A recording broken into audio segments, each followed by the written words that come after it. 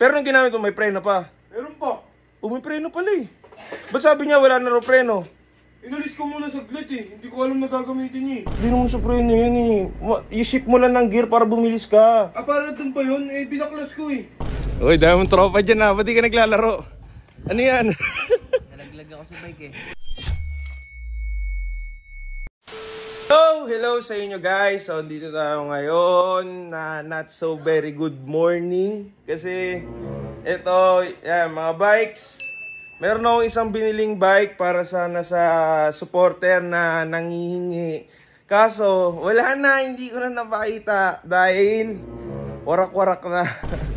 Nasira guys, nasira na hiniram siya ni JC. Tas, ayun, sumemplang. Medyo malala yung ano ni JC, pero nakakapag-basketball pa si JC. Mamaya papakita ko sa inyo, pupuntahan natin. Pero gusto ko malaman kasi talaga kung ano nangyari, ba't sumemplang si JC. Kasi bago yung bike, maayos. Brand new yun, brand new binili yun yung bike. Tapos sumemplang siya. Eh, huling humiram lang naman ng bike sa akin, na alam ko, si Mola. Si Mola nang hiram ng bike. Pero si Mola hindi si Mola. Ayan, si Mola. Ay, sipag. Ang sipag, nagsasampay. Mola, nabalitaan mo yung nangyari kay JC, di ba? Ano mo huwag mong tawanan, gagon, lala na nga eh. Baka ba? Tatangahan yun eh. Hindi kasi, nahirapan siya magbike eh. Pero bago kasi yung bike eh, ba't kaya sumemplang? Sabi niya, nawalan daw ng preno. Di ba ikaw uling gumamit? Pero nung ginamit mo, may preno pa. Meron pa. May preno pala eh. Ba't sabi niya wala na raw preno? Inalis ko muna saglit eh. Hindi ko alam na gagamitin niya eh. Gogo. Totoo nga. Ba't titanggalin mo yung preno? Sobrang bagal ng bike mo eh. Tinulungan ka na nga eh, para mawala yung preno eh. Gago. Hindi mo ganun yun. Hindi naman sa preno yun eh. I-ship mo lang ng gear para bumilis ka. Para dun pa yun? Eh, binaklas ko eh. Nakakabobo ka usap si Mola. Ang ina, parang biro-biro yung mga ganyan pa rin. Ito yung bike na bibigay ko sana kay Troy kaso hindi niya kinuha. Ito, ginagamit ko ngayon. Sa akin yung isang bike para sana sa supporter. Binigay na lang namin dun sa bike shop kasi ipa-parts out na lang. Parts out na lang nila. Ano pala ginawa ni Mola?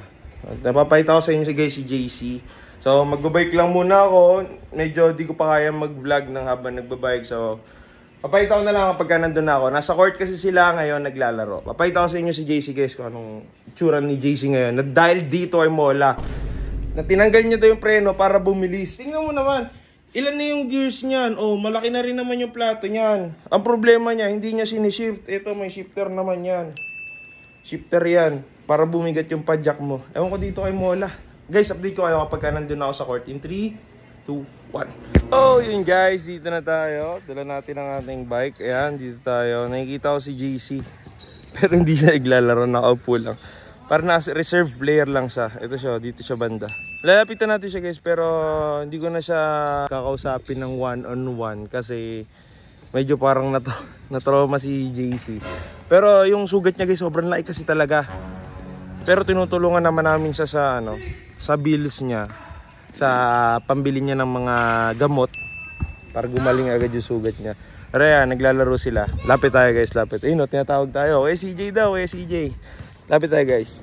Inak natin yung bike para malapit tayo. Boss Berto. Basketball sila. Ito guys, papakita sa inyo si JC. Nangyari, nagtututok-tutok lang tayo dito. Ayan. Si JC. Tingnan yung paa. Ayun yung paa, nakangiti po. Ayun o. Nakangiti yung mga tabi nyo. Hindi alam, pinapakita ko yung sugat niya yan guys. Sobrang laki ng sugat. Ayan, lapitan niya natin. Ayan natin kung mahihiya. Pag mahihiya guys, ikakat ko. Boss Bert. Loh, sumutumingin nito. Ay gago, Bert, may gawin daw sa'yo mamaya, pero off cam na, may nalaman ako. Ano yun? Kay Mola, tsaka kay JC. Kaya na-aksidente si JC. Tol. Paitala natin saglit si JC guys. Ito. Natin. Uy, dahil mong tropa dyan ha. Ba't di ka naglalaro? Ano yan? Nalaglag ako sa bike eh. Nalaglag sa bike. Ayan o. Mga tropa natin taga dito. Ayan, JC guys. Ayan. Pahinga ka muna si. Reserve ka lang, reserve. Ayun guys. Nakita niyo si JC. Eto, kwento tayo, Bert. Ito, si Boss Bert. Boss Bert! Anong ina, may nalaman ako. Kasi di ba, yung bike na ginamit ni JC, bibigay ko dapat sa ano yun, sa supporter. Di ba, bagong bike yun. Okay din yun eh, no? Hindi ko na napakita sa vlog. Eh wala, warak na eh. warak na yung bike. Yung pala, tol, yung bike na yun, ginamit ni Mola. Tapos yung preno, sabi niya tinanggal niya, pero tingin ko niluwagan niya. Niluwagan niya. Oo, tapos alam mo rason niya, sabi niya. Huwag ano dito, maglaro na lang kayo. Doon na, maglaro na lang kayo. Sabi, mamaya, bibidyo ang highlights nyo. Ang sabi pa niya, ang kalokohan niya, sabi niya, ang bagal daw ng bike, kaya tinanggal niya yung preno. Seryoso ba? Oo, upal, di ba? Sino nangyari kay JC, ginagawa lang niyang biro. Maga yung ano, yung maga talaga, guys, maga. So, ayun. Si JC, wala, di ba, inano ko na sa bike shop. Pa-parts out na lang nila kasi warak na yung batalye. Pa-parts out na lang. So yun guys, yun yung update ngayon nangyari kay JC, kahapon nangyari yun. Si Mola, sasabihin ko to kay boss. Ewan ko kung i-video ni boss kung ano gagawin niya kay Mola dahil ginawa ni Mola yun kay JC.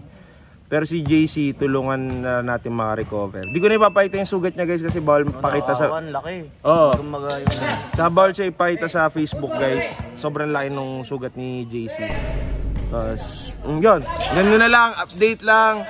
Pagdasal natin na mabilis lang yung recovery ni JC tsaka wala siyang mga pilay. Pero pina-x-ray, okay naman siya.